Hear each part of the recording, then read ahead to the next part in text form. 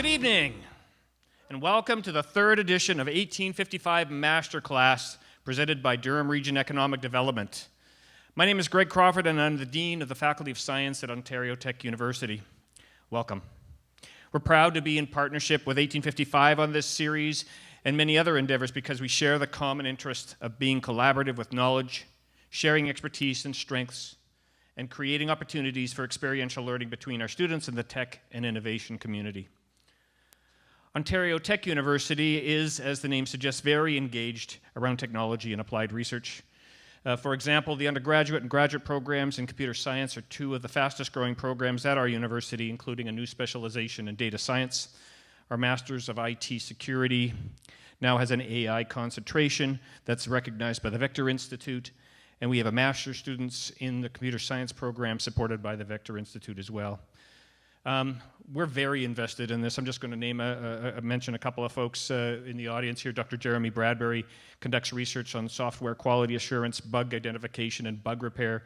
In fact, he developed Canada's first automated bug repair for software programs, and currently he's working on artificial intelligence as applied to testing and debugging of concurrent software.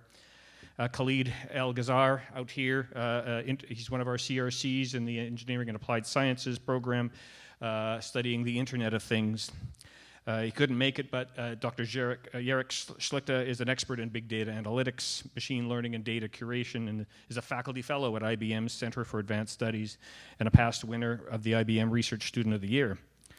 We got other researchers working in AI applications in health, marketing, operation, information systems, networking, finance, many others. For example, in 2007, we hired Dr. Carolyn McGregor as a CRC chair in health informatics, and she formed a strong relationship with IBM, securing a first-of-kind award, and continues to develop tools and analyses with IBM's Watson framework.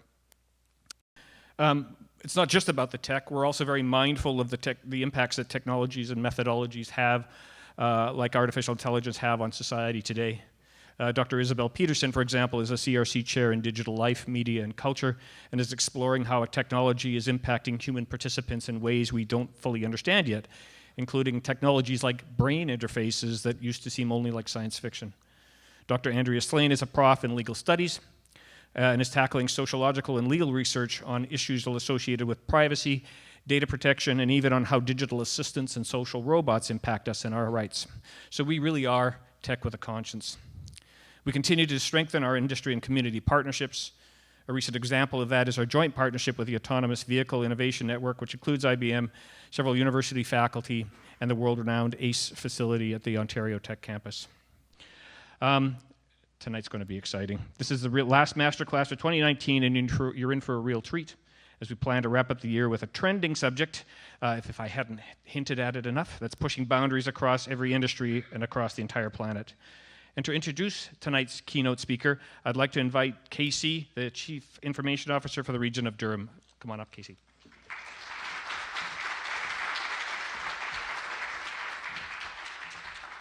Thank you, Greg.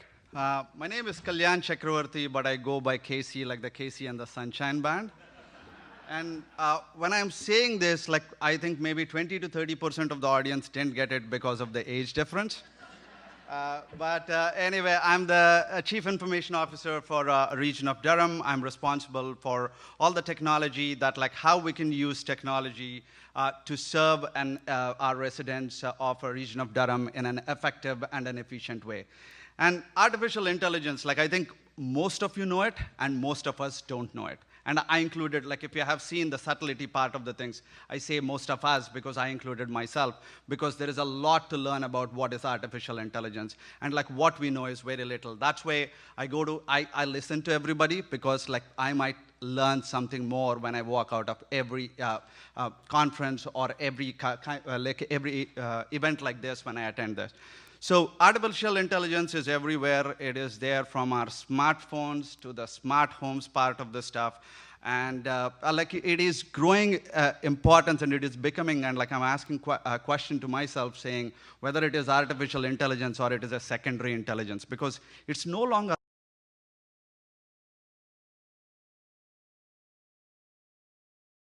and this is what the quest that we need to go through. And I also teach AI in because my friend Ali will take care of that later on. But and I have to, before I introduce the keynote speaker, Sam, I have to tell you, I still have a blue blood in me. I'm an ex-IBMer. Yeah, we can test that. And I want to introduce, like, on that note, so that, like, I don't forget any of your accomplishments and anything that you like, so I've written it. So I want to introduce Sam Lightstone, IBM's Chief Technology Officer for Data and IBM Fellow. Sam is also a master inventor in the IBM Data and AI group. Sam is here to share how AI relates to and can support this business community. He leads numerous engineering technical teams in product development, and his projects include relational databases. I don't know if that is a word now. Data warehousing and big data and cloud computing and analytics for IoT, data virtualization, machine learning, and more. Sam has more than 65 patents issued and pending, and has authored 4 books and 30 papers. Sam's books have been translated into Chinese, Japanese, and Spanish. Maybe I can translate one of them into Hindi. And in his spare time, Sam is an avid guitar player and fencer. Ladies and gentlemen, put your hands together to Mr. Sam Lightstone.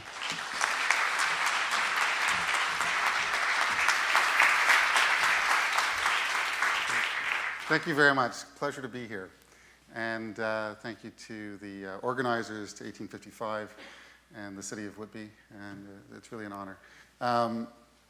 You know, from time to time I speak, and I'll just tell you a quick story about public speaking. The other day I was cleaning up around the house. I came across a cardboard box. And I didn't recognize the box, so I said to my wife, "What's this box?" She said, "Oh, you weren't supposed to find that." I said, "What? Come on, honey, there's no secrets in our marriage." I opened up the box, and I saw 3 eggs and $1,001 bills. I said, what's with this? She said, "Well, you know, you're always doing all these speaking engagements. So when you came home and the talk had gone well, so I gave you a hug and a kiss. And if the talk didn't go so well, I put an egg in the box." Oh, I looked down the box. You know, I speak all the time. So there's only 3 eggs. Not too shabby. So I thought, not too shabby. And she goes, I said, "What's with the $1,000 bills?" She said, "Well, every time I got a dozen eggs, I sold them for $1." Okay, and with that, all right, let's talk about artificial intelligence. First, let's begin with this, the obvious question: what do we mean by artificial intelligence? This is a definition. You go on the internet, you'll see bajillions of definitions. Here's one possible definition.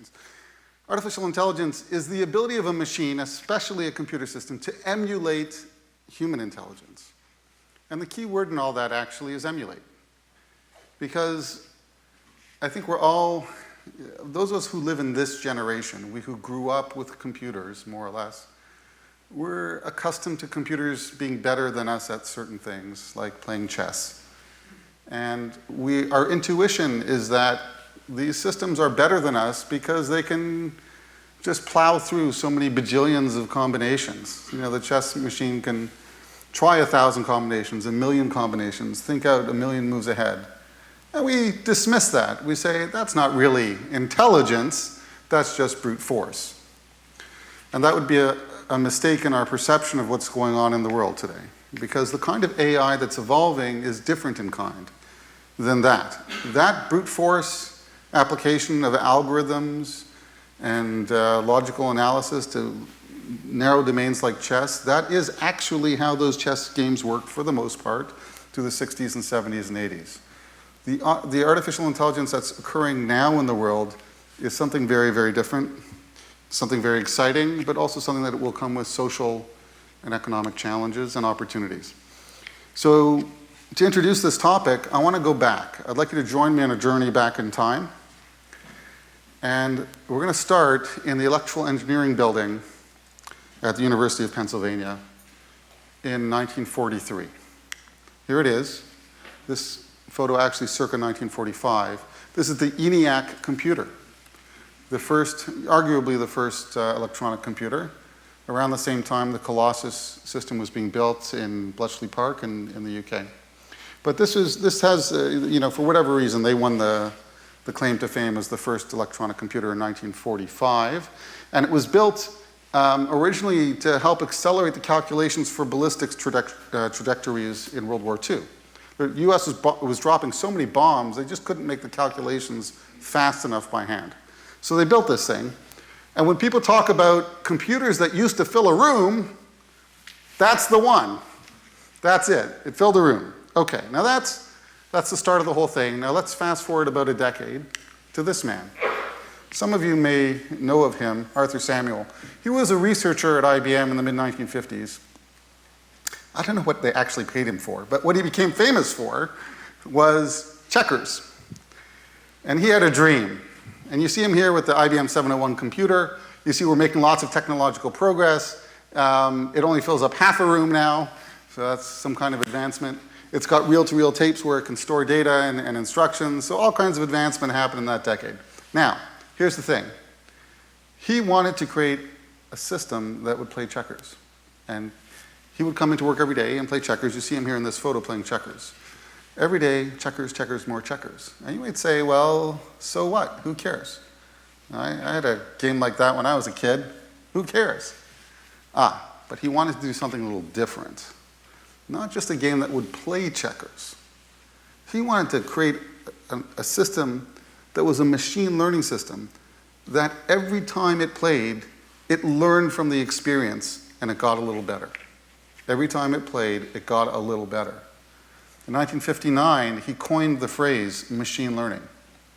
And in 1962, actually before I go there, 1959 he coined the phrase machine learning. There's one other thing that he did that was very interesting. He had a eureka moment. He came into work one day. He would come into work and play this thing, and we'd get better and better. And then one day he had a brilliant idea. And he decided instead of programming the system to play against him, he programmed it to play against itself. And then it began to learn not at the pace of human interaction, but at the pace of machine interaction. In 1962, he pitted his checkers playing game against a regional state champion, a guy by the name of Robert Neely, and the computer won.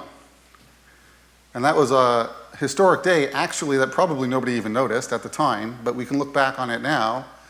The first time that a machine learning system, beat a human expert in a domain of pure logic and strategy. So we have this notion now being introduced by Arthur Samuel of machine learning algorithms, an algorithm that improves from experience. The more data it has, the better it gets. The more experience it has, the better it gets. That's what we mean by machine learning. And that principle of machine learning is at the heart of artificial intelligence. Now, you will hear people speak of artificial intelligence and machine learning and deep learning and data science. And the truth is, most people use these words somewhat interchangeably. Even a lot of executives that I know who work in this domain, or like relatively speaking experts in the domain, use these words almost interchangeably. They actually have nuanced differences between them. But for the most part, I think the world is simply converging on calling everything AI. But the point I wanted to make as we think about this domain of AI and machine learning and deep learning and data science is at the core of it are a set of algorithms. Machine learning, strictly speaking, is referring to those algorithms, and deep learning specifically referring to a set of algorithms based on neural networks. And if you look at this set of algorithms, I've just listed a few. I mean, there's really huge numbers of these different algorithms. But if you look at them, they have something in common. They're all invented in the 50s, 60s, 70s, and a small number of them in the 1980s. And then, silence. What the heck happened? What happened? You don't hear anything. 1984 till 2012, you don't hear much. I wanted to use some machine learning in my master's thesis in 2000. People looked at me like I was, like I hit my head funny or something. Like, what are you doing? That stuff has been discredited, it's useless, nobody. Silence. It's like the dark ages from 1984 to 2012. So it begs the question, what happened? Why now? Every day you wake up in the morning, you open the newspaper, Canadian newspaper, there's some other story about AI. You look at what's going on in Whitby, you look at what's going on in Toronto, in Kitchener-Waterloo. Hundreds and hundreds of startups, booming, flourishing, big companies, small companies getting into AI. You can't move in high tech without hearing AI every day. What happened? There are three things that happen. Or at least my personal theory of it all. There are three things that happen. The first thing that happened is the advent of big data. When Arthur Samuel first coins the phrase machine learning in the 1950s, there's no data. It's him and his checkerboard. Like, that's it, okay? You know, through the 60s, 70s, and 80s, there's just no data. As we get into the early 2000s, we start to enter a whole new digital world.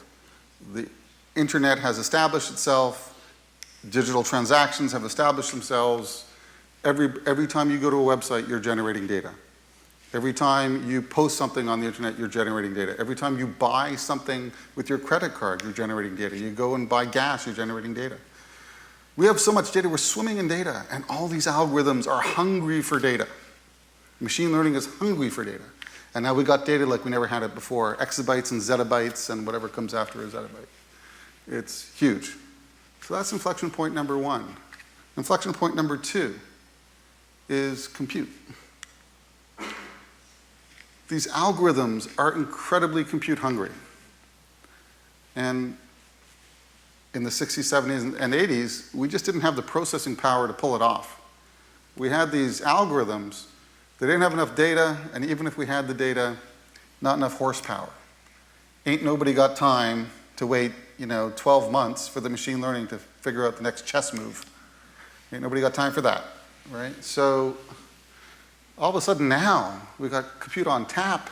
It's unbelievable. Now, most people don't realize this, but in your cell phone, probably everybody in this room has a cell phone with them right now. Your cell phone has more processing power measured in gigaflops, billions of floating point operations per second, more processing power in your cell phone right now than the supercomputer that beat Garry Kasparov in 1997. Not 1955, not 1984. 1997, a supercomputer beat Garry Kasparov. Your phone is more powerful than that. And for pennies, you can log on to a public cloud and lease, so to speak, compute on tap, virtual machines, and GPUs, and you can have thousands of times the processing power of your cell phone available very cheaply. So we got the data, and we got the processing power, and still silence. Silence. Until one final event in 2012 that all of us should be quite proud of. 2012 Imagenet Challenge. The Imagenet Challenge is an annual challenge run by this organization, Imagenet, and they provide you, a large collection of relatively arbitrary photos, digital photos, a cat, a dog, a broom, a car, a broom, a computer, a fish tank, a fork, three people smiling, whatever it is. And the challenge is, can you develop a machine learning algorithm that can tell what's in the photos? And this has been going on for a long time, and everybody has done terribly at it, because it's a super mega hard problem. It's a mega hard problem until 2012, when a research team out of the University of Toronto, under the leadership of Geoffrey Hinton, submitted a new algorithm based on convolutional neural nets and totally blew away the results, positively blew away the results of all the previous years. And when that happened, in 2012, every computer science research group in the world stopped and said, what? Holy cow, what just happened? And this domain that had been dormant since 1984 suddenly woke up. So all of us living in Canada, living in Ontario, should take a certain amount of pride in that, because it came out of our region, just an hour's drive from here. And it's also one of the reasons why Ontario and this whole region, the broader region of Southern Ontario, has become a powerhouse of AI. And don't kid yourself, we don't always realize it. Something like 300 startups, well over a dozen major research centers here in Southern Ontario focused on AI. University of Toronto just got a $100 million donation to build up a new AI center. So it's huge. Okay, so there's another observation that comes with all that, which is that most of the activity, which I'm about to show you some highlights to entertain you, most of the activity is just since 2012. So as you see these next few examples that I'm going to share with you, contemplate on that, reflect on that. All of this just since 2012. And if that's what we can do in 7 years as a global community, what's going to happen in 20 years and 50 years? Now, the challenge of all of this is, you know, for the average person, you wake up in the morning, you open the newspaper, and you read about all this going on, and you AI this and AI that, you go, well, my life didn't change so much. I'm still reading the newspaper and having my cup of coffee and getting in my car and driving to work and slaving away. What's the fuss? So it's easy to be mistaken. It's easy to think that, it's all just hype.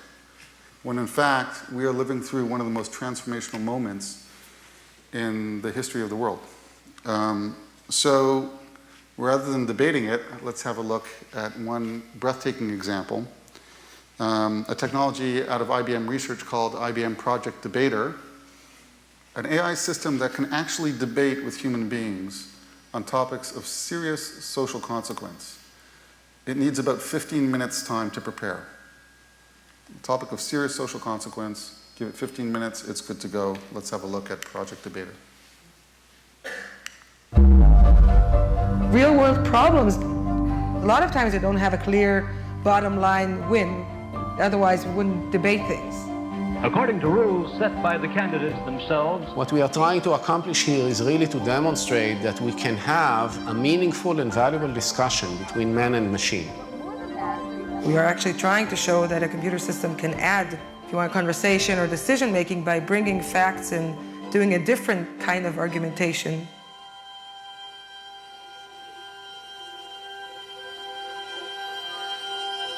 Hello, Dan. Thank you for the opportunity to be here today. The debater system tries to understand the concept over which we are debating. Having analyzed the data, I will argue that we should subsidize music education. When it gets the topic, until you hear the first speech, it's collecting all the possible arguments, trying to remove redundancy. It is about recognizing important issues for society. The system is evolving. The IBM Debater can have all the opinions in the world, but IBM Debater does not pay taxes, and we do. You are speaking at the extremely fast rate of 218 words per minute. There is no need to hurry. The value of the technology is really to allow decision makers to take more informed decisions. There is a territory which is uncharted to some extent, and this is where we are now. Thank you for listening. Okay, that's Project Debater, pretty amazing.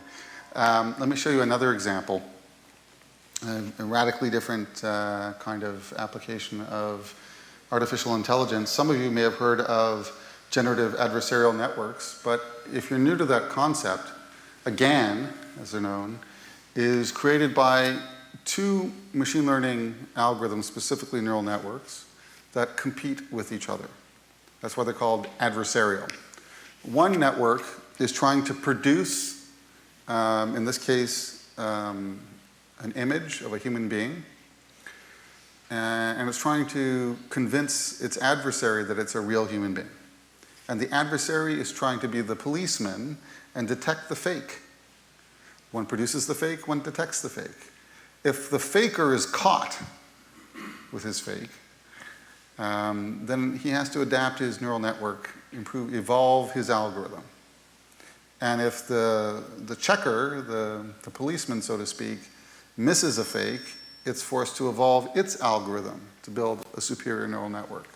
So they're fighting with each other and they're learning from each other. They're competing. It's like they're training, literally training each other. So as you watch this next example, I would ask you to reflect How do you know, when you see a person, how do you know a person is a real person and not a drawing, not a graphic image or a cartoon? How can you tell the difference between a cartoon and a person? I think you know a person when you see one, right? Yeah. Okay, so let's have, we're going to start this demonstration first by looking at some real photos of real human beings. These are taken from an online celebrity database. So let's have a look. All the people you're about to see are real people, but I would ask you, look at it from a new lens. As you see each face, ask yourself, how can I tell that I'm really looking at a person? Look at the imperfections in their skin. That's a real person. Their hair is maybe out of place. You can see elements of how old they are, elements of gender, elements of style. These are real people. You know a person when you see one, right? Of course you do. We all do. We grew up with people. Okay, now let's have a look at some images created by the GAN, artificial intelligence. These people never existed. That's a fake. And that's a fake. Notice she's wearing earrings. He's wearing a shirt. You can see every whisker on his beard. You can see imperfections on his skin from when he was a teenager. She had a sloppy haircut. He didn't comb his hair very well. These are all fakes. These people never existed. Now, next I'm going to show you how the GAN builds up the images, the quality of the images. It starts intelligently with fakes that are just a few dots, a few pixels. And as they each get better, as each of the competitors gets better, they start building up the resolution of the photos that they're creating. This is sped up. The actual training occurs over the course of 20 days on very high-powered GPUs, but for the sake of today's talk, we won't make you wait for 20 days. I'll speed it up. But here you can see the image as it's forming. And after 19 days of training, we have this guy. Look, you can even see the bags under his eyes. He didn't sleep well last night. I mean, it's unbelievable. Okay, so that's a GAN. And obviously, if you can use this to create images of human beings, you could use it to do all kinds of other creative work as well. But again, to me, the fascinating part is it wasn't just the face that was emulated. It was the hair, the style, the jewelry, the clothing, all of it. Okay, let's look at another example. This one may be a little bit more terrifying. So far, we're just entertaining you. Now let's terrify you. Okay. So now we're looking at something called deep fakes, also something that's been in the news recently. In this case, an example of deep fakes using technology out of university in Germany. So the idea of deepfakes also uses two different neural networks, one that models a person's behavior, the structure of their face and their mannerisms, and a second one that models an overlay, and then the two work together to impose the overlay on the foundation. Let's have a look at deepfakes.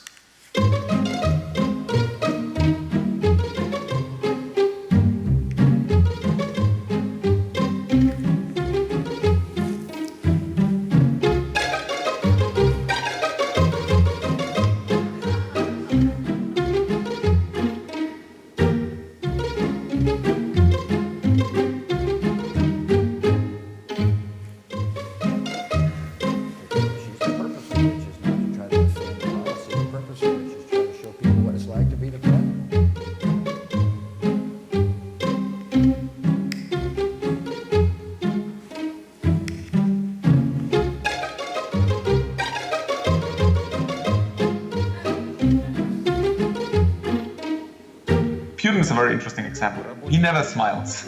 You can make him smile. But if you had a better sequence of him, right, where he did smile, then it would look more like him. Now it looks more like me in a sense.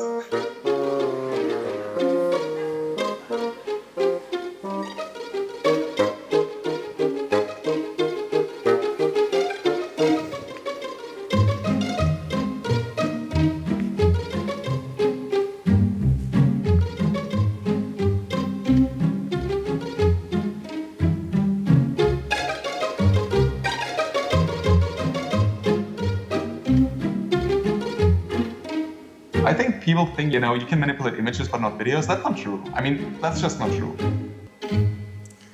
So pretty amazing, pretty scary. And to me, the most baffling thing is when they asked these guys, who are obviously like geniuses, and I said, what can we do with this amazing technology that you've invented?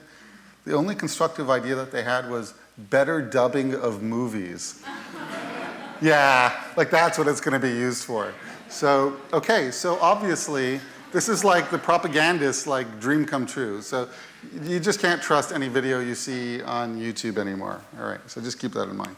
Now, I know what you're all thinking. You're thinking, well, okay, this is fine for all these like practical applications, but that's okay. Us human beings, we still have our place in the universe because we'll let the computers do all this mathematical optimization, and they'll detect errors in manufacturing processes and stuff like that. But we human beings, we are the masters of creativity.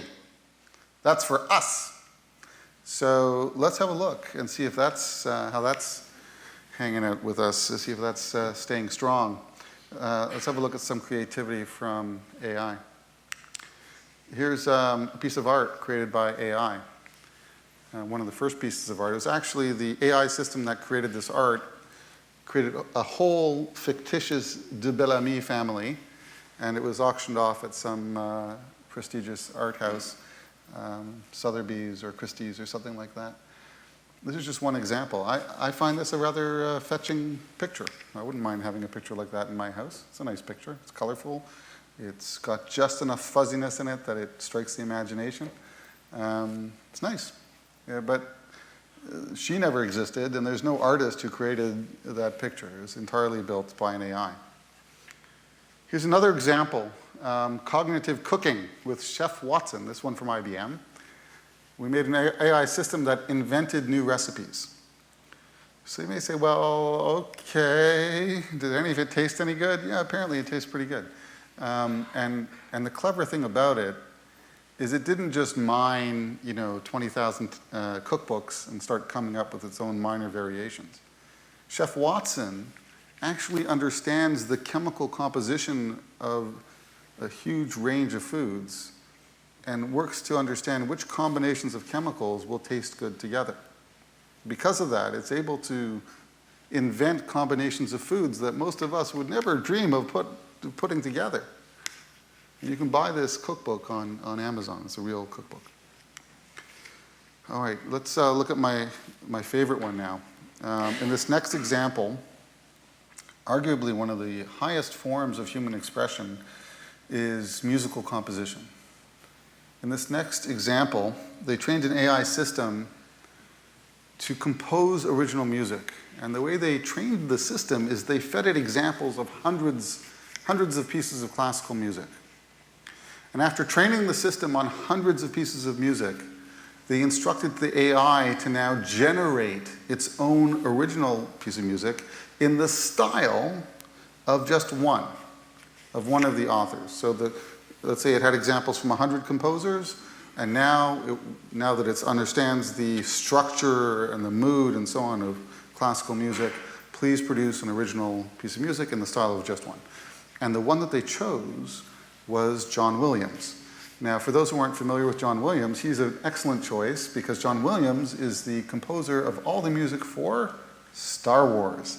So, that Star Wars music, it just has that feel. And we all know it. You hear it, you go, Star Wars. Okay.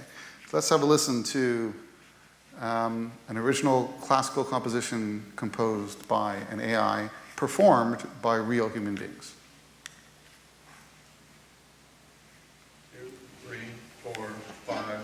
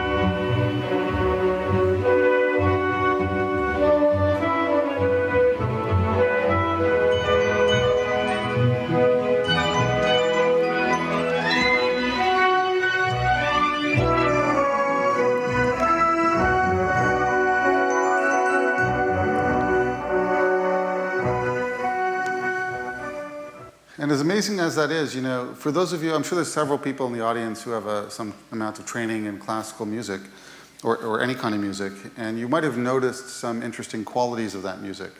It had dynamics. Some parts were louder, some parts were softer. It had counterpoint. Well, certain melodies are going on the top. There are other melodies going on in the background. That's called counterpoint.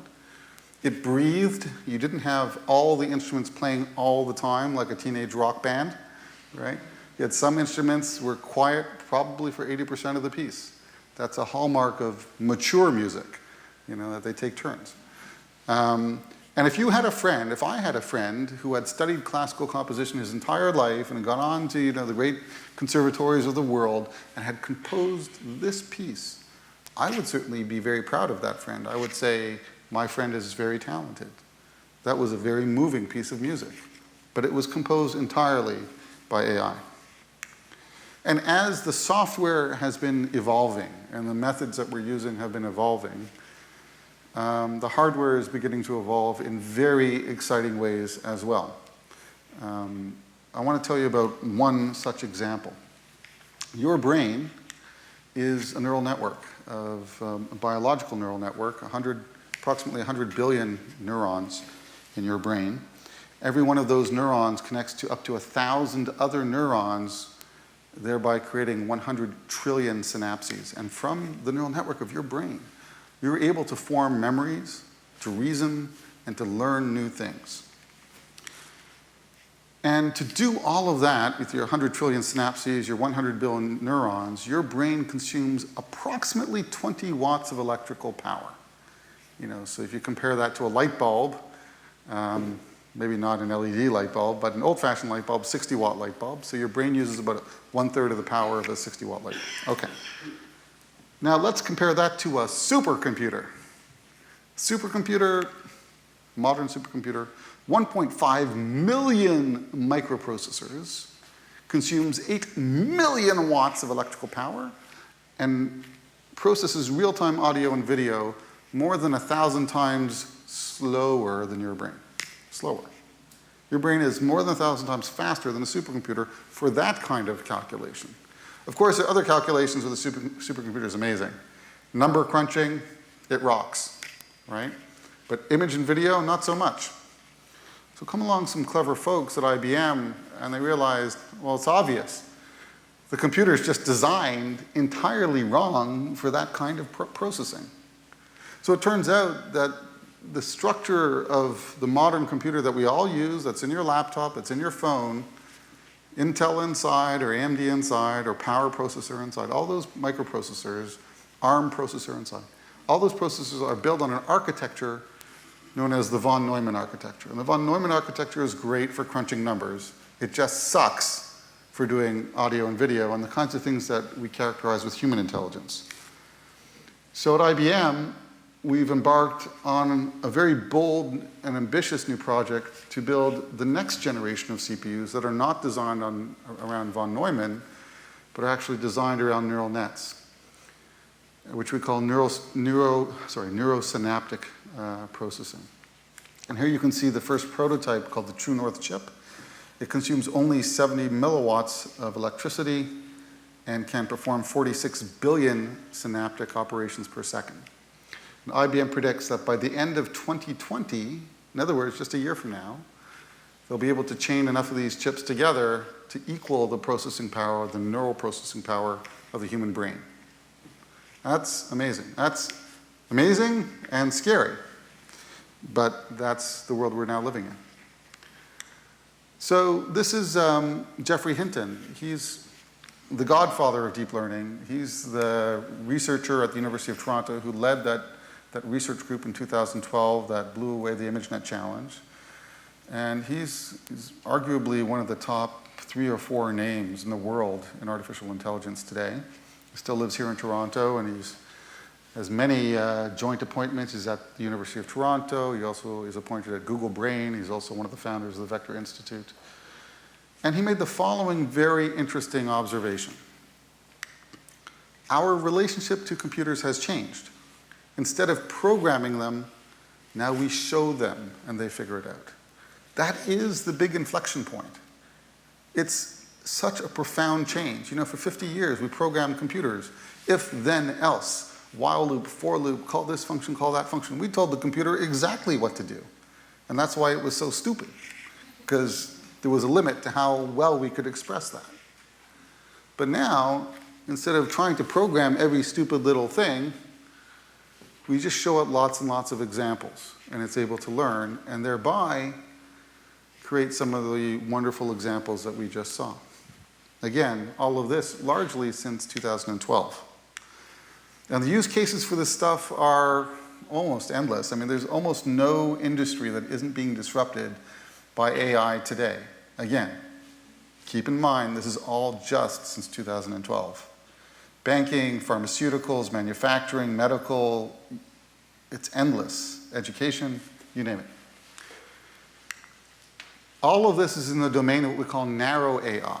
Narrow AI is the kind of AI where you're trying to solve a problem, like detect cancer or play chess. That's narrow AI, as opposed to the human intelligence that we all have, where we can do lots and lots of different things, right? We can play chess, and a doctor can try to detect cancer as well. We can do all kinds of things. But even in this domain of narrow AI, AI is around us every day now. What you see when you do a Google search is totally driven by AI. The musics and the products that are recommended to you, the advertisements that you see are all personalized with AI engines. Commuting strategies, you know, if you use Google Maps or Waze or Uber or Lyft, whether you're using it for yourself or you're calling one of these drive-sharing services, huge amount of AI is helping to plot the routes and figure out which driver should come to you and what route they should take. Now, I used Google Maps to get here tonight, by the way. Spam filters on your email, facial detections on pretty much everything every app that's showing faces nowadays. All the chatbots, you know, you go to a website, there's some chat interface. You think you're speaking to a human being? You're not. I mean, it used to be 5 years ago, you could tell you weren't. Now, you can't always tell. They're getting too good. And voice recognition is such a great example. You can speak to your car, you can speak to Alexa. I've got an Android television at home. I can speak to my television, and it actually understands me. You know, 10 years ago there was voice recognition, and it couldn't tell a thing I was saying. It was horrible. But now it actually kind of works, because there's neural networks behind that are much better at inferring and understanding. Let's look at an example of self-driving cars. This is one that people like to talk about a lot. And people say, no way I'm getting in the self-driving car. Only an idiot would get in a self-driving car. And of course, you're right. You would be an idiot to get in a self-driving car today. But don't worry, there are lots of idiots out there. So the idiots will get in the self-driving car. That's fine, right? And there'll be some accidents and there'll be some casualties at first. But over the next few years, you know, that will get resolved until such a time as the car can drive not just well, but actually factors better than a human being. And when the car drives 2 times more safely than you or I can drive, then lots of people will get into a self-driving car. And once everybody starts doing it, then all of us will lose that fear and inhibition. So a lot of people maybe have thought through that logic, but let me tell you what comes after that. Because when the car gets to be not just 2 times safer than you, what happens when the car is 100 times safer than you driving a car? 100 times, measurably. Well, when that happens, there's another kind of change that will happen in society. It won't be a question of whether you trust the car. It'll be a question of, does society trust you to drive a car? And most likely there'll come a point in time where it will be illegal for a human being to drive a car. What kind of idiot would let a human being drive a car when the robot car is 100 times safer? Letting a human being drive the car at that point is multiplying the casualty rate by a factor of 100. So that's the world that we're heading to very, very quickly, not just with cars, but with planes, trains, trucks, drones. It'll all be coming pretty soon. Now, another interesting fact, even though a lot of these demos that I showed you tend to focus on audio and video because these things are very exciting, they're tactile for a human being, but truthfully, most of the AI that's going on in the world The practical applications for AI are not those things. Most of the AI that's going on in the world is on straight up classical ML, crunching numbers. Mostly on structured data, relational data or JSON data, and occasionally converting audio data into text data, such as call centers.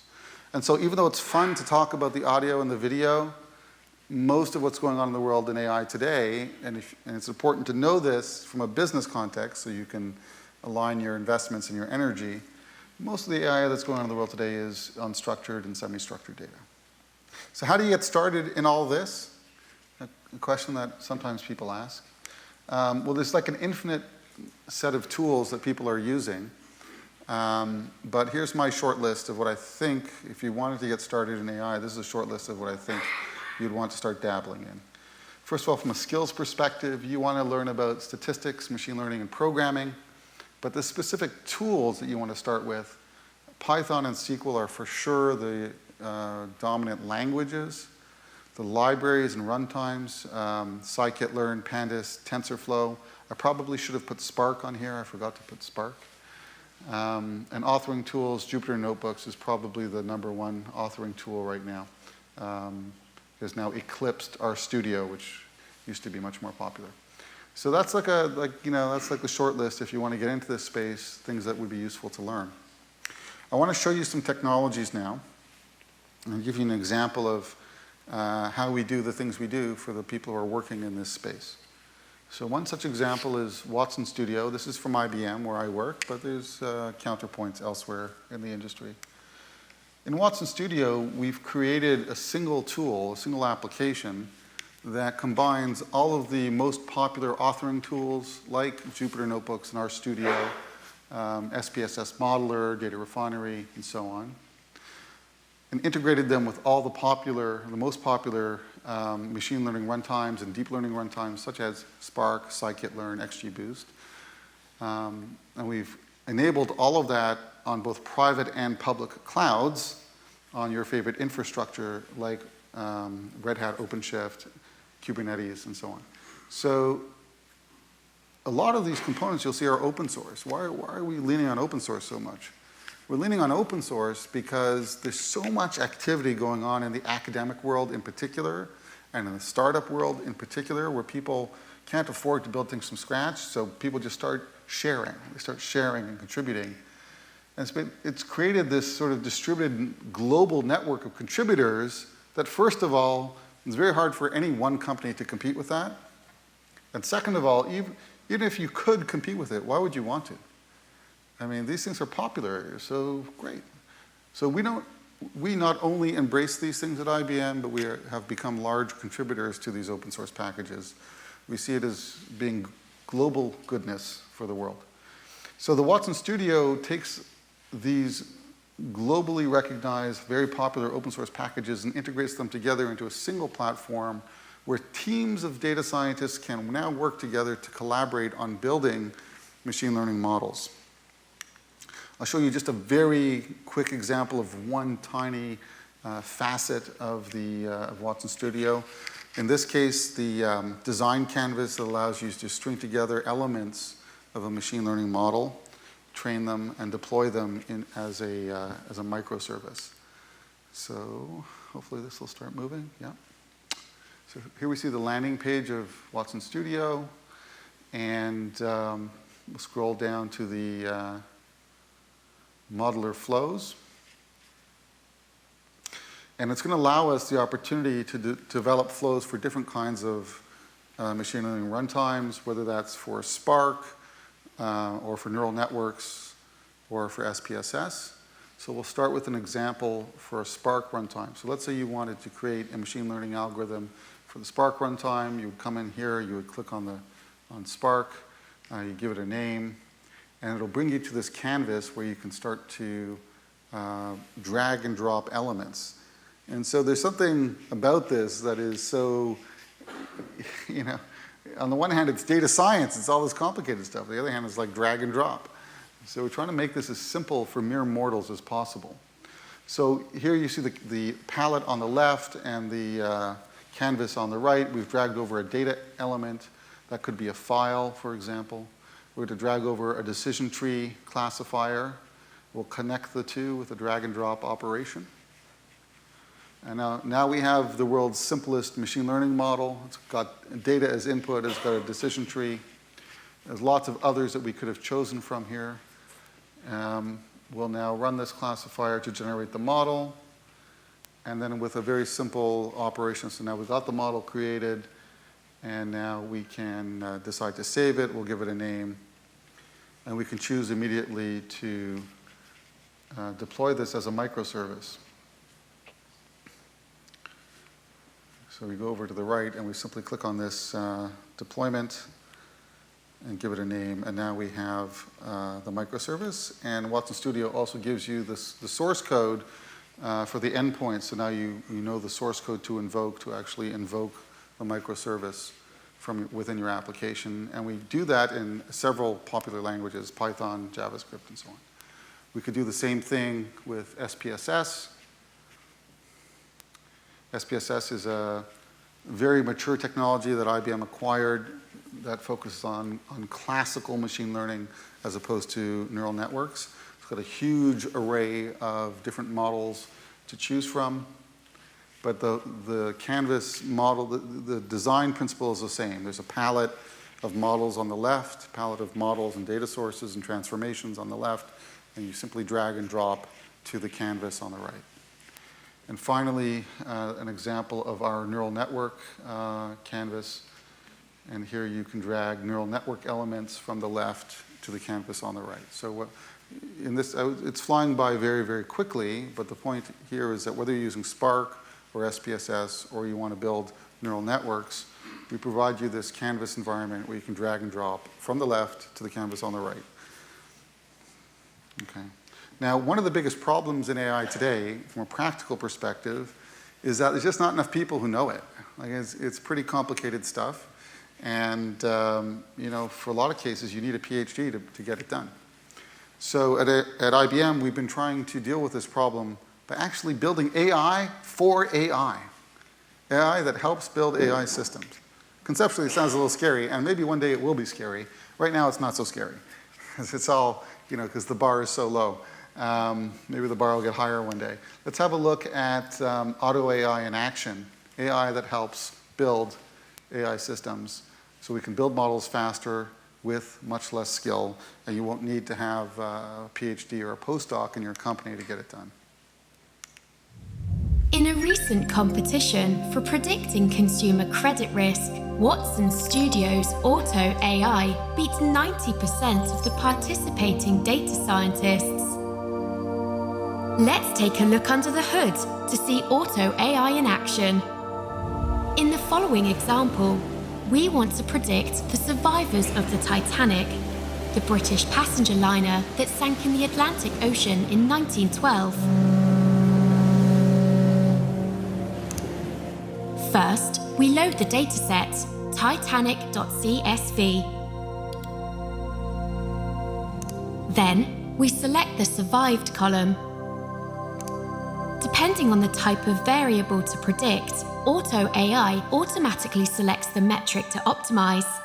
In this case, since this is a binary classification problem, the selected metric is AUC-ROC, one of the most important evaluation metrics for checking any classification model's performance. Behind the scenes, the tool splits data into training and holdout sets. It then applies threefold cross-validation to evaluate the viability of numerous estimators in order to predict new and unseen data. Next, the tool generates pipelines using hyperparameter tuning and feature engineering for each estimator. Under normal circumstances, this could take hours or weeks. But with Auto AI, we trained our first two pipelines in a matter of seconds. The system continues to run until the process is finished. Auto AI has just trained 12 pipelines in a few minutes. We can now select a pipeline to see which estimator was used, such as logistic regression or XGBoost. We can also see which transformations were created as part of the feature engineering step. Now, let's view the leaderboard to see which pipeline won. According to our data, Pipeline 2 was the winner. Here we can drill down into the quality metrics. The AUC ROC, the confusion matrix, the precision recall curve. We can even review the model information and see the features in degrees of importance. In this case, the most important feature to predict Titanic survivors was the sex of the passenger. This complex analysis could not have been easier or faster. We simply selected the data and column to predict, and Auto AI trained 12 pipelines based on 3 unique estimators. All that remained for us to do was choose the best pipeline and deploy it as a web service for use in production. It's that simple. Now, it went by pretty quickly, so let me just recap the main point that went by. It's so common in life. The main point is just mentioned as a side. The main point in all this thing was they entered it into a competition, and it beat 90% of the real data scientists. That was actually the main point. It beat 90% of the experts. So this is really important because if data science stays the domain of people with PhDs, we can't bring it to the world at scale. Technologies like Auto AI that can give us professional level data science without having to have the PhD really make it possible to engage. I want to just conclude with a couple of thoughts about what all this means, like at a social and economic sense. People often ask, if this AI stuff gets really good, is it going to replace all of us? Are we all going to be unemployed and a bunch of robots are going to be running the show? So I've been reflecting on this, and I've come to a conclusion. I could be totally wrong, but it's my thought on the matter right now. Here's my list of the major disruptive innovations of the last 600 years. The printing press, the introduction of paper currency, at least into Europe. It was invented in Asia many hundred years before that. The steam engine, the telegraph, steel, electric light bulb, antibiotics, the transistor, and now AI. When I look at this list, there's one of these that jumps out at me from 243 years ago. The invention of the steam engine by James Watt in England. The steam engine made it possible to bring power where you needed power. And if you put it on wheels, gave you mobile power to power a train or a car or whatever. Before the steam engine, if you needed power, you needed a mill beside a river, or a windmill, you're at the mercy of the wind, or you had to harness a large animal like an ox. That was it. Suddenly with the steam engine, you could bring the power where you needed it. And it fueled the Industrial Revolution. Think about what happened. Society changed completely over the last few hundred years. Everything we have today, all the modernization we have today is a result of the Industrial Revolution, which depended fundamentally on this ability to bring the power to where you needed it. And lots of us, over history, over the last 243 years, lost our jobs. How many of us in this room are farmers? Fishermen? People who weave cloth? 243 years ago, that would have probably represented 75% of the people in the room. All those people lost their jobs. AI is going to cause a lot of jobs to go away. The machines will do something that previously we needed a human being to do. But how many of you in this room, or in Canadian society in general, are unemployed right now? Did James Watt's engine, steam-powered engine, cause all of you to lose your jobs? I don't think so. So to test my theory, on Sunday, I found a data source on the internet showing the unemployment rate in the United States going as far back as 1948. I think this is 4 times a year, quarterly, going back 71 years. And what you see in this unemployment data is that the unemployment rate in the United States has been hovering just under 6% for the last 71 years. And in fact, in 1948, it was somewhere around 3.6%. And today, October 1st, 2019, the unemployment rate in the United States is 3.6%. Has there been automation since 1948? Have we eliminated jobs? Of course. The pace of automation has only increased.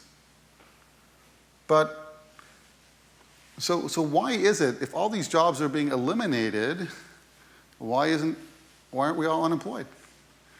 And I think my suspicion about what's really going on, actually, I'll tell you the story first.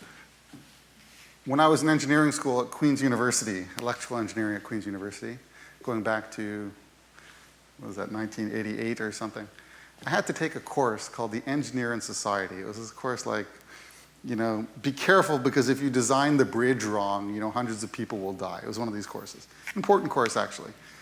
And the professor one day stood up and he talked about this problem of automation. And he said, look, there's going to be so much automation, we just won't need human beings, so we'll have to keep shortening the work week. So we'll go from a 5-day work week to a 4-day work week and a 3-day work week. And every night that I'm up at 2 in the morning working for IBM, I think about that guy. What an idiot. As those of you who know me, I usually work till about 2 a.m. Okay, so what did he get wrong? What he got wrong is that all this automation means that we can compete in a capitalistic society. We can compete faster than we could before. Before, we chop down a tree really slowly. Now, you take a power saw, tree's gone, right? So if you're the guy who owns the lumber company, you can now compete faster than you could before. And now your competitor says, oh my God, what's that guy doing? Oh, he's got some kind of a machine? I need one of those. And so the lumber guys all start competing faster. Automation means we compete faster. It accelerates the pace of economics. And I think that's what's actually going on, and that's why the unemployment rate hasn't really gone down. So I think that's what's about to happen with AI. Lots of jobs will be removed, new jobs will be created, until one point. There's an end, the unhappy end to the story, I suspect. There will come a point where the AI is actually better than us at actually everything. And then it's hard to imagine what we'll do. But that's pretty far off in the future, so I don't think we have to worry about it for several decades. One of the jobs that's actually being created as a result of AI is the job of the data scientist. There's been a 344% increase in data scientist jobs since 2013, and just in the past year, nearly 30% increase in data science jobs. And these are pretty good jobs. You can get a job as a data scientist earning 100K, 120K. So it's one of the interesting side effects of the rise of AI. So with that, thank you for having me. And maybe we'll take 1 or 2 questions.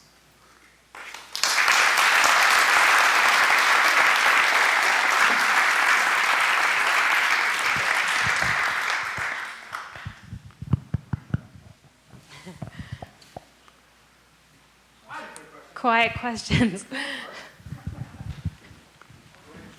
All right, speak into the microphone. I was just wondering if the infrastructure that's in place today and moving ahead 20, 40, 50, 100 years is in place. What happens when the batteries run out, the power goes out, or the internet goes down? Is there going to be somebody go up there and fix the lines on my wires, or is that going to keep up? So the question was, will the infrastructure keep up? Do you intend the question specifically in the face of AI, that AI will consume more power? Is that the... No. What would happen if we were relying on AI to that extent, and the batteries run out, or the power goes out? Oh, okay. Yeah, to the extent, so if I understand the question correctly, in a society where we are increasingly dependent on the AI, if the AI fails for whatever reason, what becomes of us? Well, I don't know that it's so different than our situation today in the sense that, let me give you some examples. If you're like me, I'm not a farmer. I only have one way to get food, which is I go to a store in Toronto and I buy food. So if there's some snowstorm that blocks all the trains and highways into Toronto, so farmers can't ship food into Toronto, yeah, I guess I starve to death. Yeah. That's about it, because I'm not a farmer, and I don't know how to do that stuff. My home depends pretty strongly on electricity, Certainly in the winter time, if there was actually a big storm in Toronto. When was that? 5 years ago? I don't remember when it was. There was some storm where the power went out in Toronto for like 4 days. And my wife and I stupidly said, it'll come back on any second now. we were, for the second day, we were freezing. So we already live in a society where we are completely dependent on technology that can fail.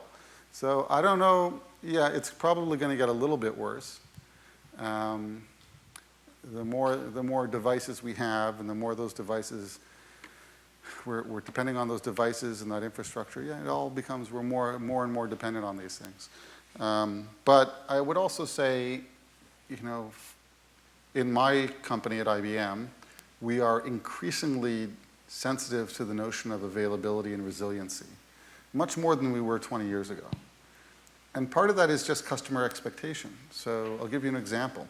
It used to be that computers failed all the time, disk drives broke all the time, and people just understood that technology would fail from time to time. Then came along certain evil empires. I say that jokingly. Evil empires, you think about your favorite website. You go to Google. I'll just pick on Google, for example.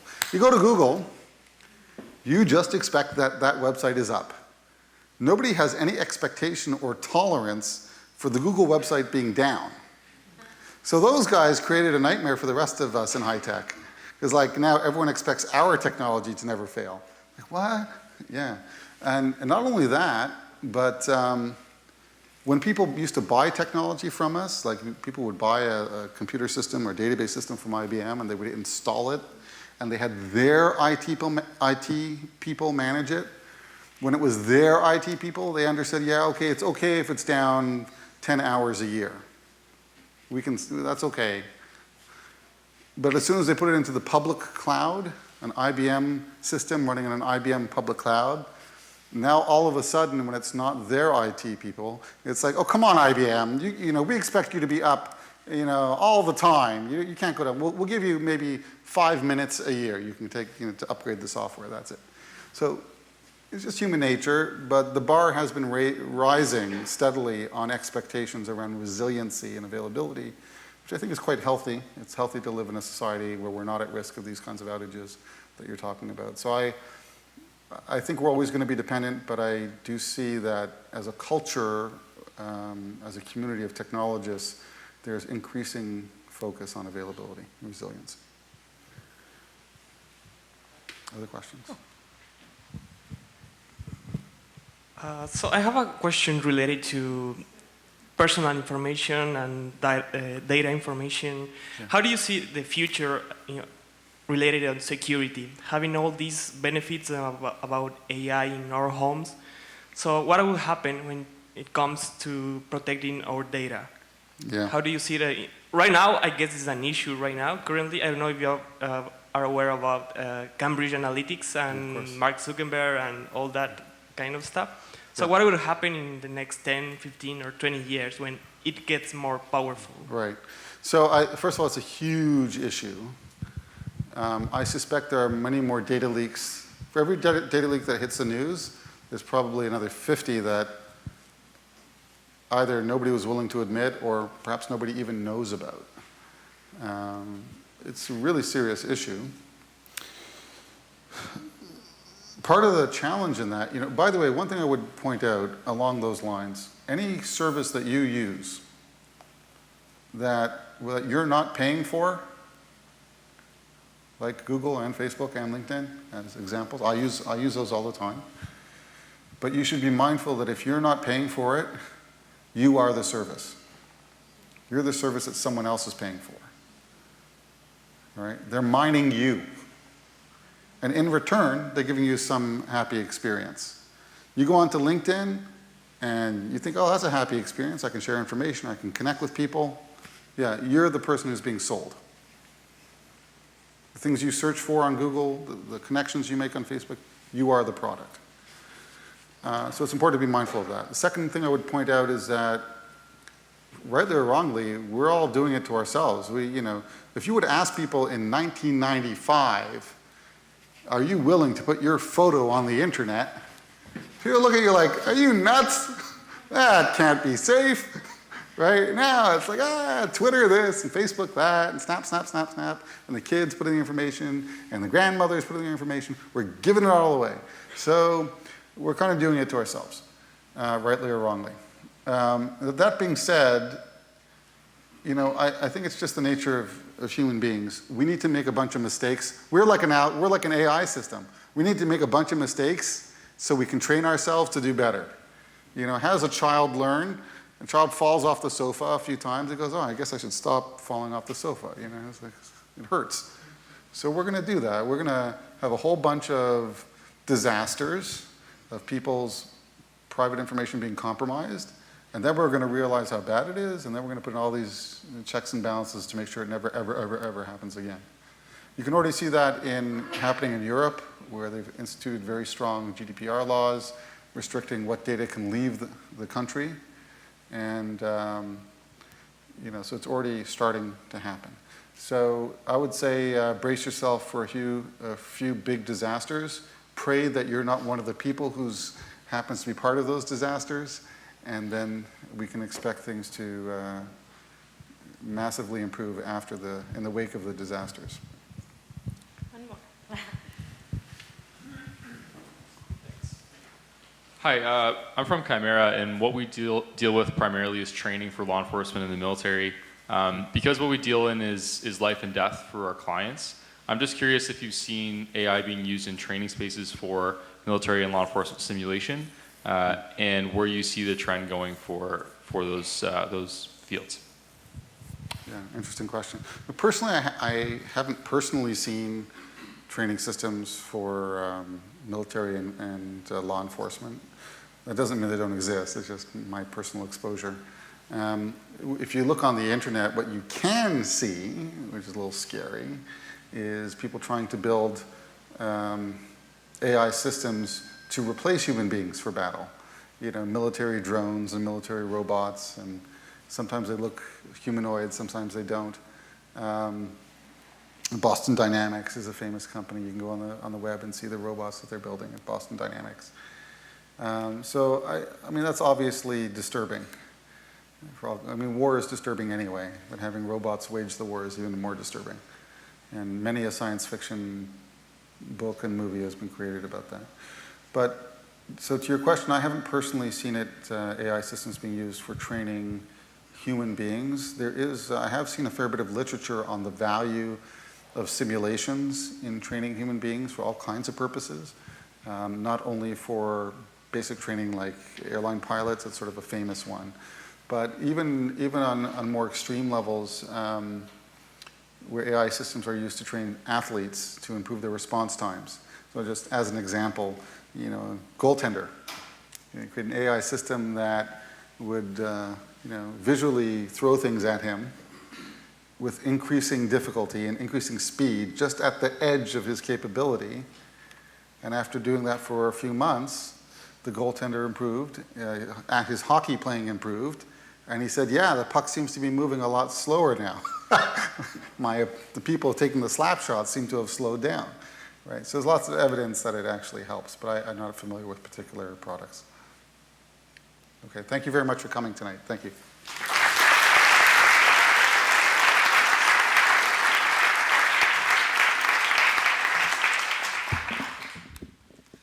Sam, thank you very much. Suffice it to say, I do not expect there to be any additional eggs in that secret stash this evening. I really appreciate all the insights that you've provided. Please join me once more in thanking Sam. Thank you, Sam.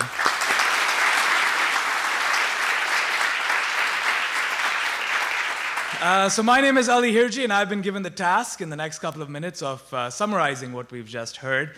And I'm going to point out to 3 things that I took from the slides and the topics that you were discussing. I have the honor of working at Durham College, where I work at the AI Hub with our students and our faculty. And I'm going to touch on 3 things to really press home the points that we heard today. Firstly, Sam, when you spoke about that silence after the Dartmouth conference all the way to 1984, there's some innovations, new learning algorithms. But from 1984 to 2012, there's a silence, and then there's a sudden boom. And I say this to my students all the time, is that boom has become so profound that even silence now is a data point. wherein I have a lot of people who tell me, I have a Facebook account, but I haven't logged in for 2 years. That's a data point. That period of inactivity has now become a data point. The second thing, which I think all of us need to absorb, is that moment when you showed us the video of the IBM generator that was indulging in that debate. And you focus on the interdisciplinarity of AI. And I think that's something all of us need to take in. My colleague from the region of Durham, the CIO, Kalyan Chakravarthy, got your name right, KC, is right here. And he'll tell you in some of the AI developments he's done with us, it's not him who's responsible for it. It's Director of Transport, Directors of Innovation, of Economic Development, who are really taking and growing some of these AI products. At Durham College, for example, taking a picture right now, we have Dr. Ruba Olomeri, who works a lot in AI, but also just became a certified CISO, Chief Information Security Officer. Her expertise is in cybersecurity and networking, but she's also dabbling into the world of AI. And that interdisciplinarity, I believe, is something that was very important for you to highlight for us. And lastly, I think as Dean Crawford had mentioned, and even Dean Debbie, who's the Dean for Applied Research, Orzi at Durham College, always talks about this aspect of tech with a conscience and knowing what the ethical implications are of what we're doing with all of this data. It's extremely important for us. The Facebook Bob and Alice example, where AI develops a theory of mind and self-awareness, is something that all of us need to reflect upon. The last point that I'll come to is you mentioned something about where do I get started with AI? Well, I'm going to say is come to Durham region. It's just go. Durham region has Durham College, has Ontario Tech, has 1855, has a lot of things that are happening here. And just very quickly, on behalf of the college, on behalf of the community, I really want to thank Stephanie, Sheila McCrory, Daniel. I see folks from the region, Simon Gill, Jackie, Sonia, all of you, Casey, all of you for making all of this happen. I think all of you are emblematic of something, which is innovation is not set in stone. It's set in jello. And we learned that in this presentation today. So Sam, thank you very much, ladies and gentlemen. Please enjoy yourselves, go outside, have some drink, and we'll see you next time. Take care.